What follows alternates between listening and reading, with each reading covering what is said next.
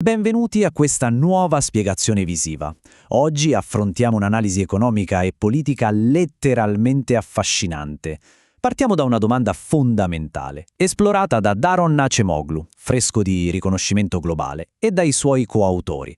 Il supporto per le istituzioni democratiche è un dato di fatto acquisito oppure la democrazia deve costantemente dimostrare il proprio valore per poter sopravvivere? Attraverso dati rigorosissimi su scala mondiale, cercheremo di capire insieme cosa spinge le persone a credere o a smettere di credere nel sistema democratico. Ok, tuffiamoci subito in questo viaggio empirico. Esploreremo prima il problema storico della democrazia. Ci chiederemo se l'esperienza crea effettivamente supporto e scopriremo il cosiddetto fattore del successo.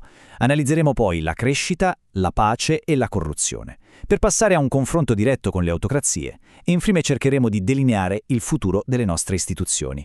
Passiamo alla prima sezione, il problema della democrazia e la sua tesi storica. Come è tristemente noto, abbiamo da poco assistito a ben 15 anni consecutivi di arretramento democratico a livello globale. Dunque sorge spontanea una riflessione. In tempi moderni, cos'è che previene il collasso dell'intero sistema? Per capirlo, torniamo per un attimo al 1938. Giustificando il suo storico New Deal, il presidente americano Franklin Delano Roosevelt fece un'osservazione acutissima. La democrazia è scomparsa in diverse altre grandi nazioni, non perché i popoli di quelle nazioni non amassero la democrazia, ma perché si erano stancati della disoccupazione e dell'insicurezza. Roosevelt colse nel segno. L'intuizione era che per supportare il sistema, i cittadini hanno un bisogno vitale di un'esperienza positiva e tangibile con la democrazia. Ed è esattamente questa l'ipotesi centrale della ricerca che stiamo dissezionando oggi. Il che ci porta alla sezione 2. L'esperienza crea il supporto. Guardiamo i dati. È arrivato il momento di testare questa antica e affascinante tesi su una scala senza precedenti. E i numeri di questa indagine sono semplicemente straordinari. L'analisi si basa sull'Integrated Value Surveys e prende in esame niente meno che 110 paesi, con oltre 560.000 intervistati. Parliamo di un oceano di dati raccolti meticolosamente tra il 1981 e il 2018. Ma ecco la vera chicca metodologica. I ricercatori sono riusciti a isolare rigorosamente l'impatto dell'esperienza diretta. Hanno dimostrato infatti che il livello di democrazia di un paese prima della nascita di una persona non ha alcun impatto significativo sul suo futuro supporto per il sistema. Insomma, conta solo ed esclusivamente l'esperienza vissuta sulla propria pelle.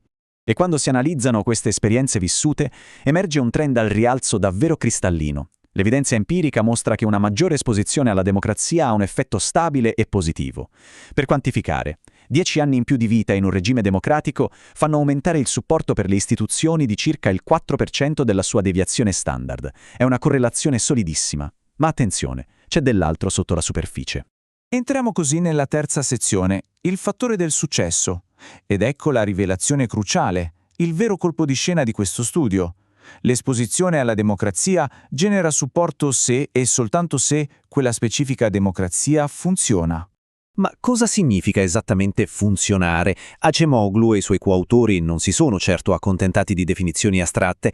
Hanno dissezionato il concetto di successo misurandolo attraverso 4 pilastri esatti. Primo, la crescita del prodotto interno lordo. Secondo, un rigoroso controllo della corruzione. Terzo, il mantenimento di pace e stabilità politica. E quarto, una spesa pubblica in grado di fornire servizi reali alla collettività.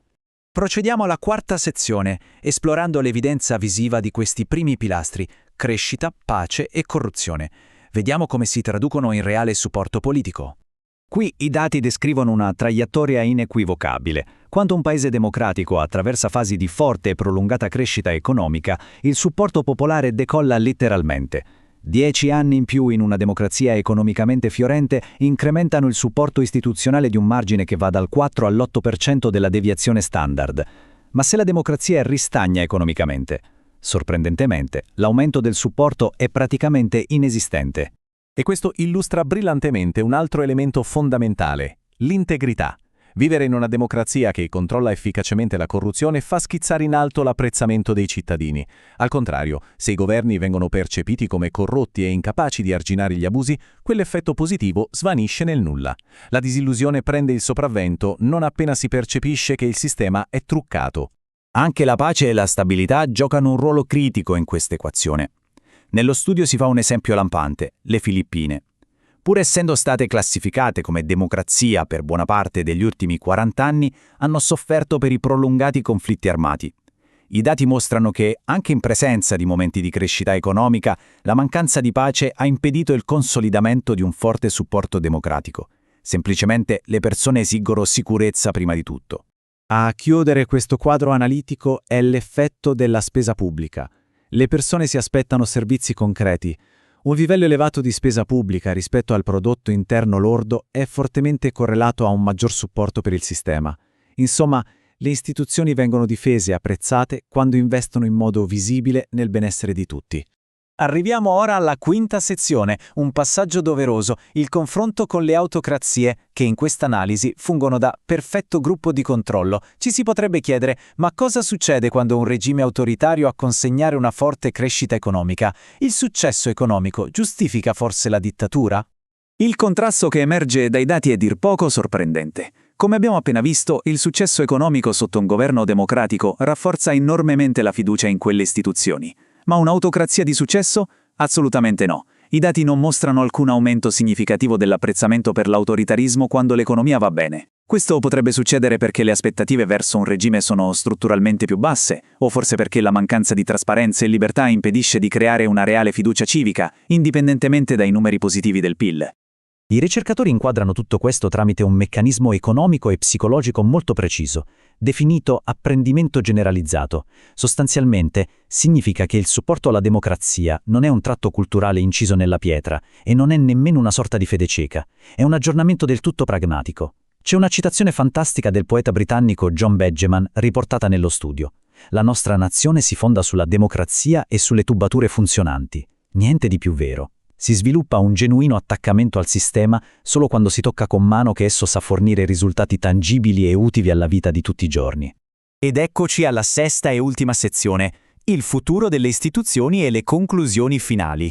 Connettendo questa immensa mole di dati al nostro presente, il messaggio che ne deriva è cristallino: la democrazia si alimenta esclusivamente dei propri successi tangibili. Questa ricerca rigorosa ci impone una riflessione profonda e ineludibile. Se la stabilità globale non è garantita per diritto divino e se le democrazie evitano gli estremismi e il collasso autoritario unicamente quando riescono a consegnare crescita, equità e servizi reali, come navigheremo le inevitabili tempeste economiche del prossimo decennio? È una provocazione fondamentale che va ben oltre la pura teoria accademica e tocca direttamente le fondamenta pratiche del nostro vivere civile. Grazie per averci accompagnato in questa spiegazione visiva e alla prossima esplorazione.